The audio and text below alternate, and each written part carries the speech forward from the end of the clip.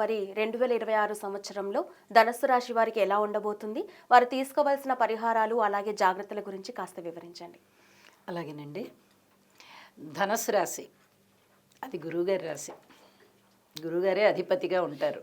ఈ 2026 సంవత్సరంలో గురువు యొక్క దృష్టి జూన్ 1 వరకు కూడా చక్కగా ధనస్సు రాశి మీద పడుతోంది. చాలా చాలా బాగుంటుంది. తృతీయంలో ఉన్నటువంటి రాహు గారు చాలా అద్భుతమైన ఫలితాలు ఇస్తున్నారు. ఈ రెండు గ్రహాలు కూడా చాలా బాగున్నాయి.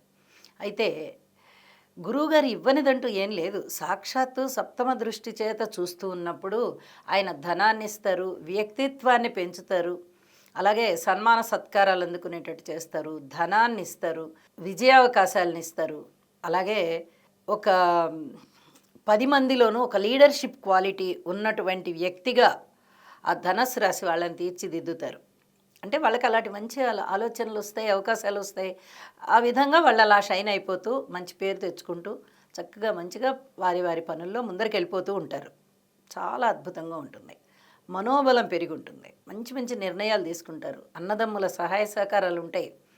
అలాగే బంధుమిత్రుల ఆదరణ ఉంటుంది. వీళ్ళు బంధుమిత్రులతో బాగా మింగిల్ అవుతారు. బంధుమిత్రులు కూడా వీళ్ళ ఇంటికి ఎక్కువగా రాకపోకలు ఉంటాయి. దగ్గరి ప్రయాణాలన్నీ లాభిస్తాయి. ధనాన్ని మంచిగా ఖర్చు పెడతారు. ఖర్చు పెట్టిన ధనము ఉపయోగకరంగా ఉంటుంది. స్థిరాస్తుల్ని పెంచుకుంటారు. శుభకార్యాలు బాగా జరుగుతాయి. వీళ్ళే ఒక ప్రముఖ పాత్ర వహిస్తారు. ధనుసు రాశి వారే ఒక పెద్దరికం వహిస్తారు. 2 వర్గాల వారికి ఏదైనా ఒక చిన్న మాట తేడా వచ్చింది అంటే వీళ్ళు మధ్యలో ఉండి ఒక జడ్జిలాగా వాళ్ళిద్దరినీ సంయమనం చేస్తారు. ఎవరికి చెప్పేది వాళ్ళకి చెప్పి మళ్ళీ కలిపేస్తారు ఇద్దరిని. ఇద్దరి మధ్య ఏదో మంట పెట్టి బొగ్గుమని తిప్పించరు. వాళ్ళిద్దరిని మంచిగా కలుపుతారు. అలాగా అన్ని శుభ పరిణామాలు ఉంటాయి. అలాగే ఉద్యోగ జీవితం గురించి చెప్పుకోవాలంటే కొద్దిగా కష్టం ఎక్కువ అవుతుంది. ధనుసు రాశి వారికి కష్టం ఎక్కువగా ఉంటుంది. ఇక్కడ శనిగారి యొక్క స్థితి అంతగా బాలేదు. అర్ధాష్టమంలో ఉన్నారు శనిగారు. అర్ధాష్టమ శని అయ్యే పనులని ఆటంకం చేస్తారు. అయితే గురుబలం ఉంది కాబట్టి ఈ శనిగారి పవర్ కాస్త తగ్గి ఉంటుంది. అయితే శనిగారికి పరిహారాలు అయితే తప్పనిసరిగా చేసుకోవాలి. ఈ స్థిర చరాస్తుల్లో ఏదైనా చిన్నపాటి తేడాని చూపిస్తూ ఉంటారు.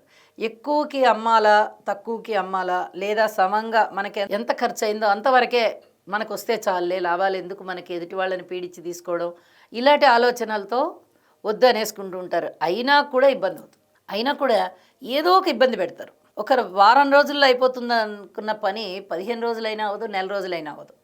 ఆ పని గురించి తిరుగుతూ ఉండాలి. త్రిప్పట, వ్యయాస ఇలాంటివి పెడుతూ ఉంటారు.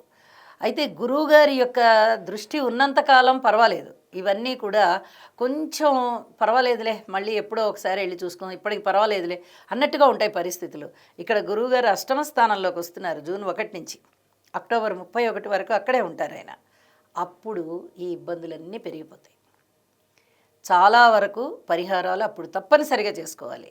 ఎందువల్ల అంటే శనిగారి అర్ధాష్టమ ఫలితము ఇబ్బంది పెడుతుంది, గురువుగారి అష్టమ సంచార ఫలితము ఇబ్బంది పెడుతుంది, ఈ కేతువు సంచారం కూడా నవమంలో ఇబ్బంది పెడుతూ ఉంటుంది. కాబట్టి ఏ పనులు అప్పటి నుంచి అవ్వవు సరిగ్గా. వీరికి ఆటంకాలు కలుగుతూ ఉంటాయి. ఏది ఎవరిని వెళ్ళి మాట్లాడబోయినా కూడా ఒక్క ఈర్ష్యాసూయలు అంటాను చూసారా, చాలా బాగున్నప్పుడు ఒక మనిషికి మంచి పేరు వచ్చేస్తుంది. అది దృష్టిలో పెట్టుకుని కొంతమంది ఈర్ష్యపడతారు వీళ్ళ మీద. అదంతా ఎప్పుడు తీర్చుకుంటారు? మళ్ళీ వాళ్ళు బలహీనలైనప్పుడు తీర్చుకుంటారు. బలంగా ఉన్నప్పుడు ఏం మాట్లాడలేరు కదా. కాబట్టి ఈ గురువుగారు ఎప్పుడైతే అష్టమ స్థానంలోకి వస్తారో కొంచెం బలహీనం అవుతుందన్నమాట రాశి. అప్పుడంతా పెద్ద గొప్పగా విర్రవీగావు కదా, నువ్వే కదా పెద్ద గర్వం అన్నట్టుగా మాట్లాడేవని ఇలాంటి సూటిపోటి మాటలు మాట్లాడేవాళ్ళు, అపవాదులు వేసేవాళ్ళు, అపనిందలు వేసేవాళ్ళు, సహాయ నిరాకరణ చేసేవాళ్ళు, నువ్వు చూసుకో అని నిరసనగా మాట్లాడేవాళ్ళు అందరూ అప్పుడు తయారవుతారు. ఇక్కడ శని బలము లేదు, అక్కడ గురు బలము లేకపోవడంతో ఇలాంటి వ్యతిరేకతల్ని బాగా చూడాల్సి వస్తుంది. అయితే వీరికి మనోబలం బాగుంటుంది కాబట్టి ఎదుర్కొంటారు. పూర్తిగా అందులో సక్సెస్ అవుతారని చెప్పలేము. కృషి చేస్తూ వెళ్ళాల్సిందే, ఆ పోరాటం అలాగ చేస్తూ వెళ్ళాల్సిందే. అలాగే పితృవర్గ రీత్యా కూడా కొన్ని రకాల జాగ్రత్తలు తీసుకోవాలి. తల్లికి కానీ తండ్రికి కానీ ఇద్దరిలో ఎవరికైనా సరే ఆరోగ్యం కొంచెం క్షీణిస్తుంది. అంటే అప్పటి వరకు ఉన్న బలము ఉండదు. దానికి ఔషధ సేవ చేయడం అలాంటివన్నీ ఉంటాయి. వీళ్ళు శ్రద్ధ తీసుకుంటారు.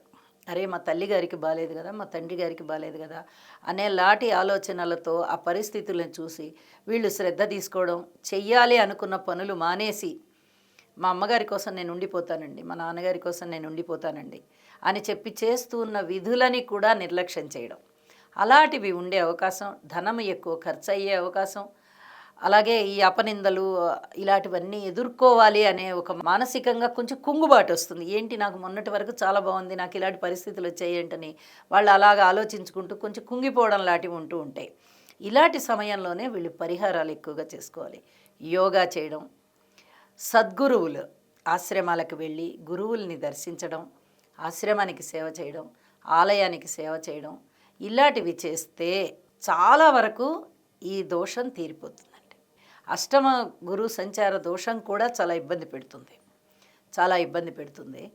దానికి తోడు ఇక్కడ శనిగారి స్థితి, కేతు స్థితి కూడా సరిగ్గా లేకపోవడంతో వీళ్ళకి మనోబలం తగ్గినట్టుగా అనిపిస్తుంది. నిజానికి రాహు మనోబలాన్ని ఇస్తారు, కానీ మిగతా గ్రహాలు కూడా ఏవీ లేకపోవడంతో, సరిగా బలంగా లేకపోవడంతో వీళ్ళకి నేను ఇంత మొండిగా ఉంటున్నానా, నిజంగా నా పరిస్థితులన్నీ బాగున్నాయా అనే ఆలోచన వీళ్ళకి వచ్చి కొంచెం ఆ కుంగుబాటు అనేది కనిపిస్తుంది.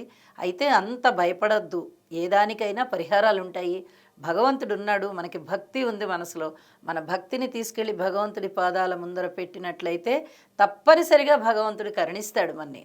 ఆ స్వచ్ఛతని మనం పెట్టుకోవాలి, పరిహారాలు చేసుకోవాలి. తిరిగి మళ్ళీ అక్టోబర్ 31న ఎప్పుడైతే గురువుగారి యొక్క సింహరాశి సంచారం జరుగుతోందో వీళ్ళకి మళ్ళీ తిరిగి అప్పటి వరకు కోల్పోయినవన్నీ మళ్ళీ పొందగలుగుతారు. రాశి బలోపేతం అవుతుంది. రాశిని చూస్తుంటారు పంచమ దృష్టి చేత, కాబట్టి సంతానము బాగుంటారు, సంతానానికి వృద్ధి కలుగుతుంది, పితృవర్గ రీత్యా బాగుంటుంది, మళ్ళీ తిరిగి మాతృవర్గ రీత్యా బాగుంటుంది. అనుకూలమైనటువంటి సంపదలు, స్థితిగతులు పెరగడము, మనోవాంఛ సిద్ధించడము, మనసులో అనుకున్న కోరికలు సిద్ధించడము, వివాహాది శుభకార్యాలు కుదరడము, అలాగే ఇల్లుని చక్కగా మళ్ళీ వాళ్ళు ఒక క్రమశిక్షణగా పెట్టుకోవడము, కుటుంబంలో ఐకమత్యం అది పెంపొందింపజేసుకోవడము, చదివన్నీ కూడా చాలా చాలా బాగుంటాయండి. మధ్యలో కొద్ది కాలం వీళ్ళు పరిహారాలు ఎక్కువగా చేసుకోవాలి అని చెప్పి మరీ తెలియచెప్తున్నాను. ముఖ్యంగా శనగలు దానికి సంబంధించి ఏ రకమైన ప్రసాదంగా తయారు చేసి, ఆహారం తయారు చేసి భగవంతుడికి నివేదన చేసి భక్తులకి వితరణ చేస్తూ ఉంటే చాలా వరకు వీళ్ళ సమస్యలు తగ్గిపోతాయి. గురుగ్రహ స్తోత్రాలు చాలా చాలా ఉపయోగాన్ని ఇస్తాయి.